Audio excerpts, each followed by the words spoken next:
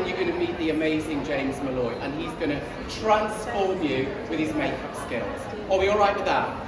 Unfortunately, you can't take any drinks, so if you'd like to follow me, I'll take you through to start with in this material, which is called a twill. And basically, they take this. So imagine Maria Grazia today. She creates a gown. It is made in this quite cheap material. She draws it, it's created. She will then inspect the dress, and if she says, no, I want this changed, I want this changed, they will change it until she says it's perfect. Then we will make it in fine material. That's when it becomes this. That's when that goes to this, and we create everything in satin, in silk, the finest materials in the world. So that is the Avenue Montaigne. This is the heart of Dior. When we launched the house in 1947, there was so much drama that there wasn't enough seats in the boutique for everyone. So Marlene Dietrich had to sit on the stairs. So there was so many people that wanted this beautiful new look. When we go around the corner now, we will go into another home of Monsieur Dior. So when you look at this, you will see, of course, Christian Dior working here, sketching on the second floor of the Avenue Montaigne, and of course he's creating the next design. Now Christian Dior was incredibly superstitious. He used to go to his fortune teller every 2 or 3 weeks, and she gave him clear direction on where to open his shop, the day to open his shop, and he followed her very, very religiously. Now, because he was superstitious, they said that he was walking in Paris past the British Embassy, and he was thinking, shall I open a fashion shop? Shall I open a fragrance shop? I need a sign. And a horse and cart went past him, and from the middle of the hubcap of the wheel, a gold star fell off, and it fell on the floor, and he picked it up, and he said, voila, this is my sign, I will open my house. And a lot of what you see in Dior, in our creations, you will always see the star. So this is Christian Dior's lucky star. Again, you've got the beautiful bar jacket.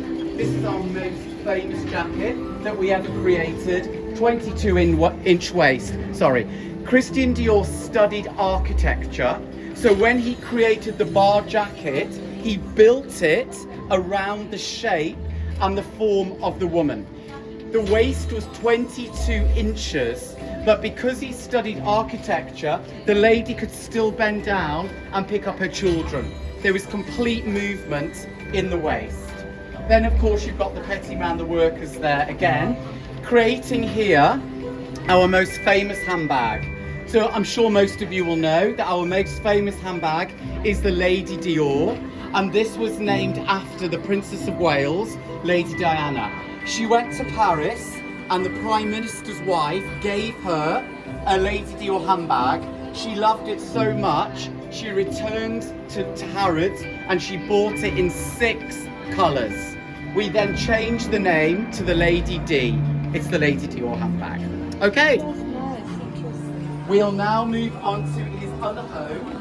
So by night, he opened the house in 47.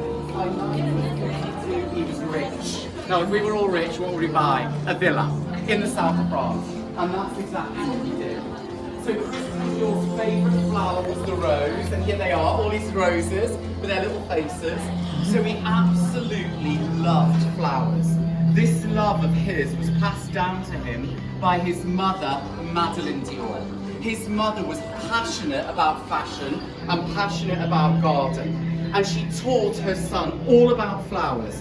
By the time he was 14 years old, he could name every flower in his mother's garden in Latin. His favourite flower, and it was right throughout his life, was the rose, and this is why Miss Dior is full of roses, and this was created on the same day as the fashion house. So this is the villa, this is the Chateau La Colloire. Has anyone seen Mrs. Harris Goes to Paris? Yes? Yes. So some of you have. This is the dress. So this is the dress when Mrs. Harris goes into the wardrobe, She opens the wardrobe and goes, I want that dress. When Christian Dior launched his fashion and fragrance house, he created the Miss Dior fragrance, and in homage to this fragrance, he created the Miss Dior couture gown. And this gown, every flower that is in Miss Dior, this gown has sewn onto it by hand.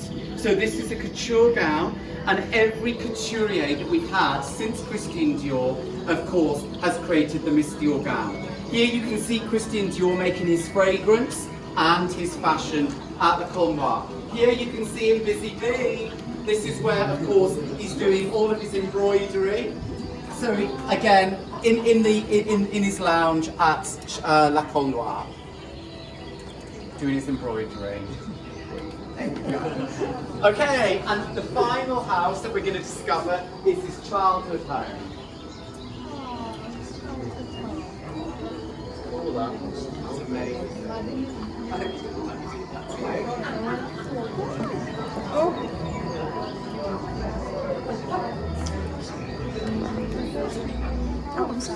So this is Christian Dior's childhood home. So Christian Dior was born in Granville, in Normandy, in northern France, where the temperatures are very, very similar to the UK. And they say that if you're on the balcony of the Dior home on a very, very clear day, you can see the UK. So it's very, very close to the UK with very similar weather. This is Christian Dior's bedroom. He had the most idyllic, ideal childhood. His father, Maurice Dior, was not in fashion. He was not in fragrance. In fact, nothing glamorous. He was in fertilizer.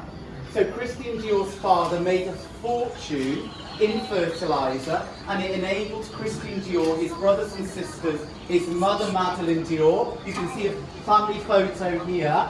They all had the most amazing, amazing childhood.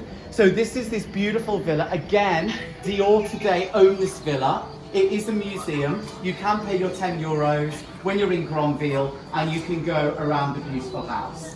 And again, the inspiration for the garden came from his mother, as I mentioned. Here they are, Christian and his mom.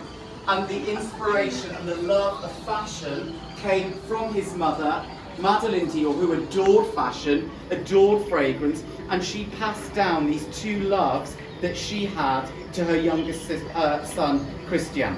And here, of course, you can see a pagoda of roses that Christian Dior actually grew and he planted. It's still there today.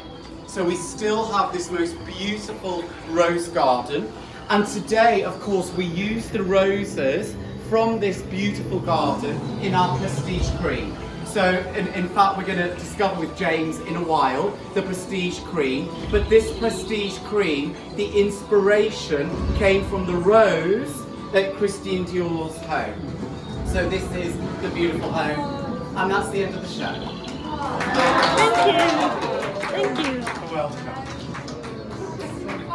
The fireworks. It's like a wedding. I went to a wedding in Athens, and when she cut the cake, we had fireworks. It was amazing.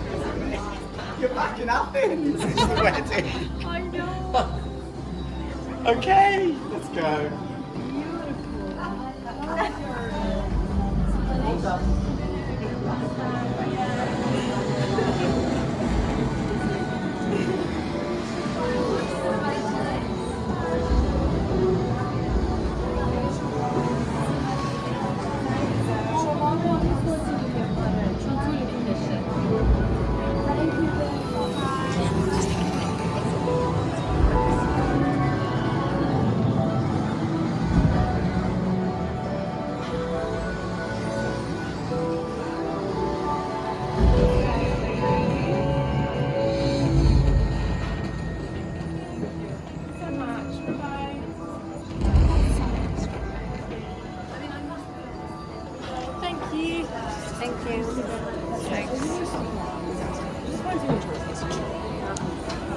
Oh, sorry. Apologies.